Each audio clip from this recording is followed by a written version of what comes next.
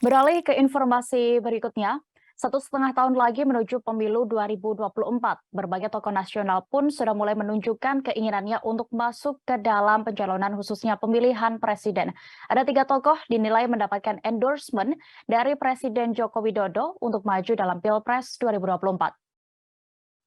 Pernyataan itu muncul dari Wakil Ketua Umum Partai Persatuan Pembangunan atau PPP, Arsul Sani.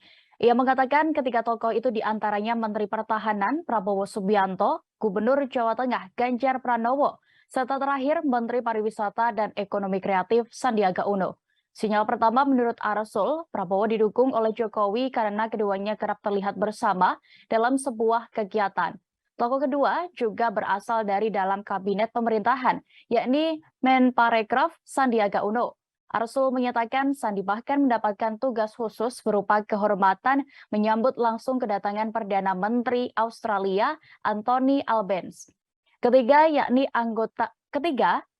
Anggota Komisi 3 DPR itu juga mengatakan bahwa Gubernur Jawa Tengah Ganjar Pranowo juga dinilai mendapatkan dukungan Jokowi. Arsul mengatakan Ganjar menjadi sosok dari luar kabinet pemerintahan yang mendapatkan dukungan Presiden Jokowi. Karena itu menurutnya di mata publik Jokowi kini telah menunjukkan dukungannya untuk para tokoh tersebut. Terpisah, Ketua Umum Partai Kebangkitan Bangsa atau PKB, Muhaimin Iskandar menyebut Jokowi memberikan restu kepada tokoh-tokoh yang akan maju pada Pilpres 2024.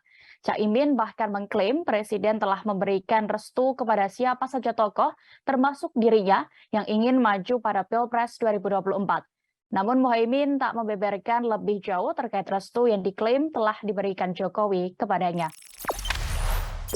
Jangan lupa subscribe, share, komen, dan like ya!